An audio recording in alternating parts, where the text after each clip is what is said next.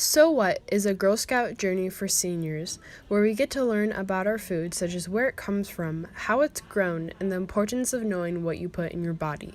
Before we get into the video, please enjoy this short.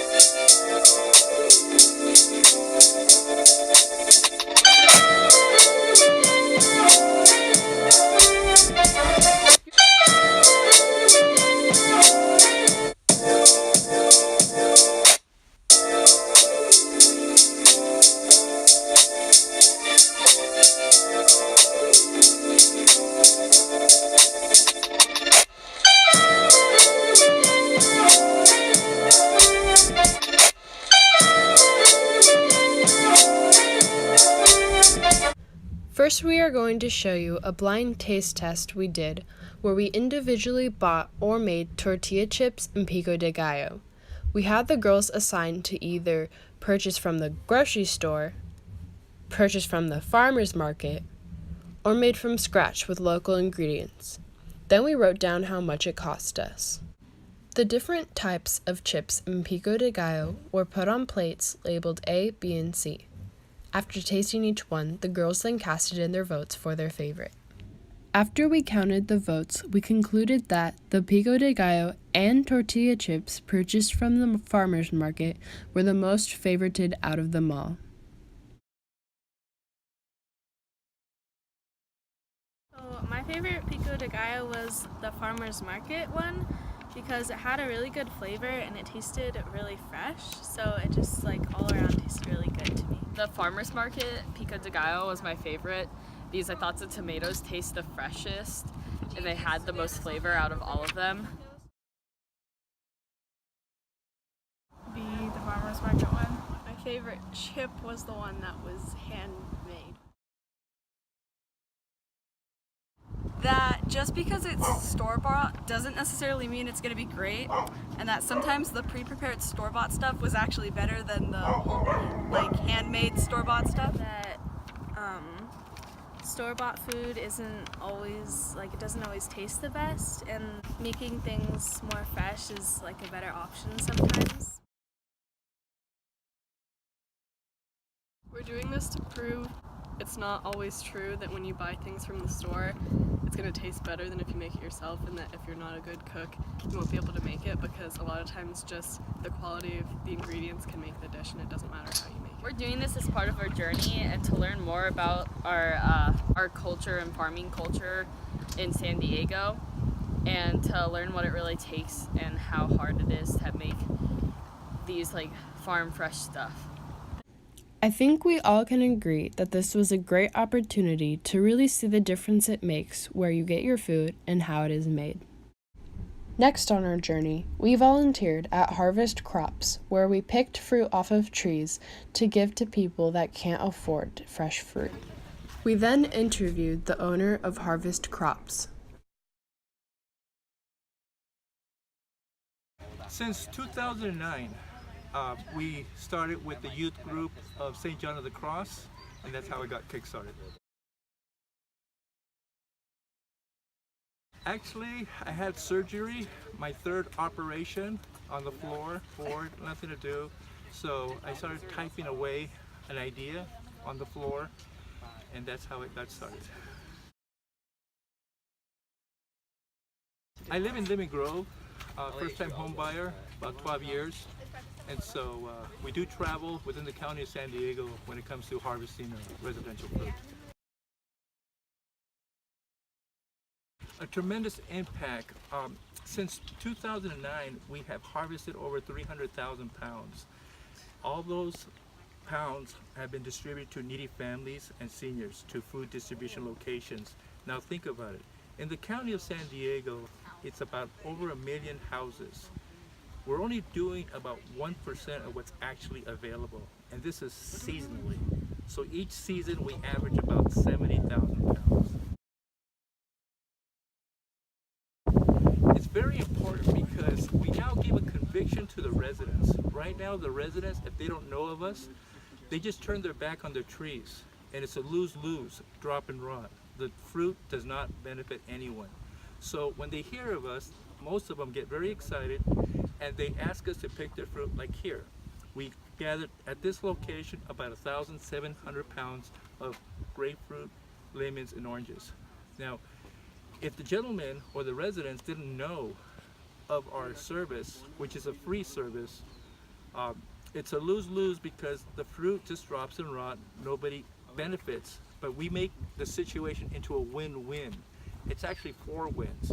Win for the resident because they receive a tax deduction receipt, we clean their area, and the fruit is gone. Also, it's abatement, meaning that the infestation of rats, mice, etc., they go to another location since there's no food source. The other win are the volunteers. Most are the youth, and they receive a life-giving experience. It's something that they can do for the community, a connection. The third is the food pantry. They receive the residential fruit, and I can actually say that the majority is organic, where residents say, we just water or we don't do anything. And the last is a community whole. The business community, we are tax deductible, so when they do ask us what they can do, we always ask them for equipment and money. Gasoline and insurance are the primary expenses. So everyone wins with this experience. It's really simple. First of all, the majority is word of mouth. The next source is just Google us, harvest crops. I'm hearing many people catching us on Volunteer Match. That's a great resource because for us, it's free. Also, we do have a meet-up, but that we have to pay for that, and so someone has done the donation for the meet-up. So there's different, just Googling us, harvest crops, you'll find out about us. Also, if you're a leader, if you're a person that within your business, please download our flyer. It has all the information, share it, and you get a group. And from this group, we have teamwork from businesses, from organizations. So it's really beneficial because not only do you get the experience of knowing you made a difference, you find yourself saying, this is a service that everyone really benefits. Eating organic, as it's understood, is that we have the current market with pesticides, chemicals, the list goes on. So when you digest it, it's not really good, healthy for you. Now, backyard fruit, we cannot scientifically say if it's organic or not because we don't test it, but we hear from the residents that they just simply water it. They simply do nothing. And then we hear the feedback from those who receive our fruit saying it was the best that they ever had. And they wish they can go back to get the same fruit, but I have to explain to them, this is a source once seasonally. So, but over and over, we get a lot of compliments about the taste of the food, and you can taste the difference. Well, our philosophy, our policy is to pick locally, to give locally. There's 2 benefits there. One is the distance, and the other 2 is the identity of the community. So in El Cajon, for example, when we pick here, we turn around and give to a food pantry in El Cajon. So there is that connection of saying, I can identify with giving in that area. Also, I get called by saying, we already pick our fruit. And I explain to them that we just can't drop everything and go pick up their fruit. So we ask them to go to our website on the resource page, and from there they can choose a food pantry that is near them by zip code. And then they can deliver it directly, which is highly encouraged. If it's one tree, it's small, you pick it, to adopt your local food pantry. I'm just grateful because this cannot happen without our volunteers. They're the backbone of our volunteer service. So many times, an experience this morning, I didn't think anyone was going to appear. I was actually ready to call up and says, we're going to have to cancel it. And then 2 groups finally come by, and I had a total of over 20 volunteers. To me personally, it's like, yes.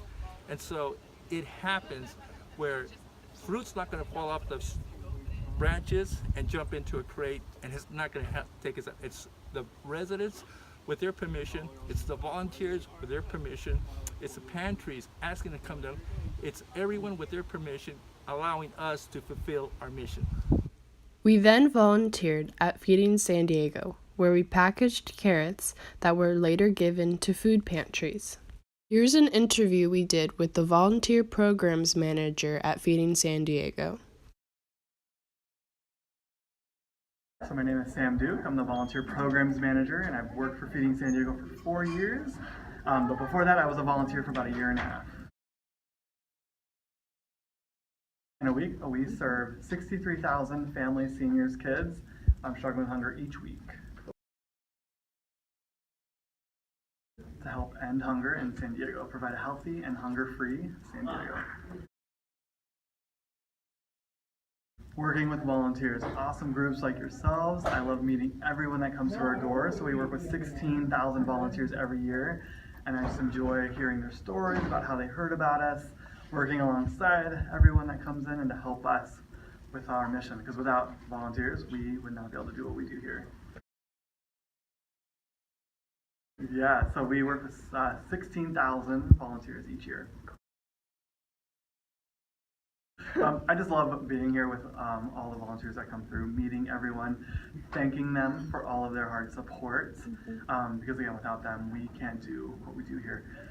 With the volunteer support, it's equal to about 25 full-time staff members, so it's really important to provide an exceptional experience, so you guys come back and help us raise awareness for what we're doing here.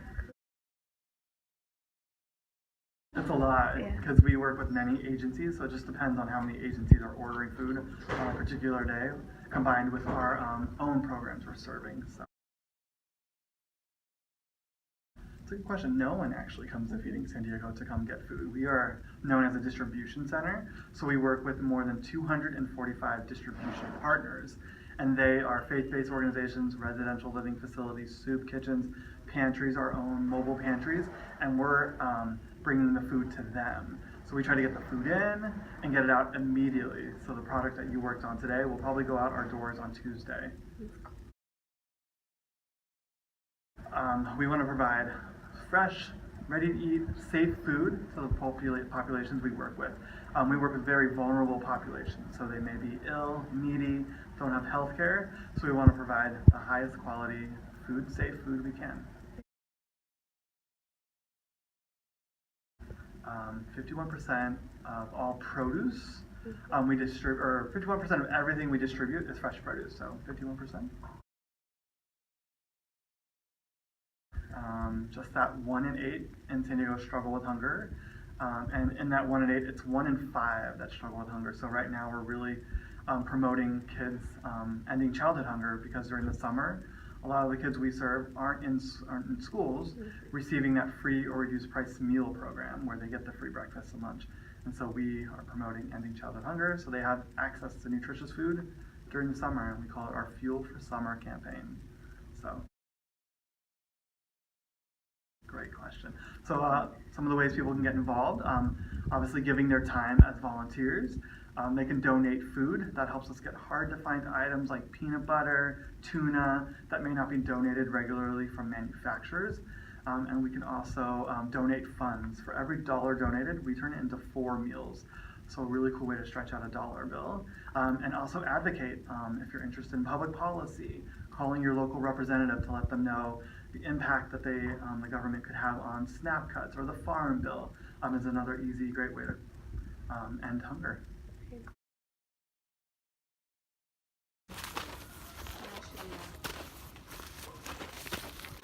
And here you can see a wild Bailey in her natural habitat, protecting her face from the harsh rays of the sun. Here, you try. I just poked myself again. You guys can thank Mrs. Jackson. 2, 8078.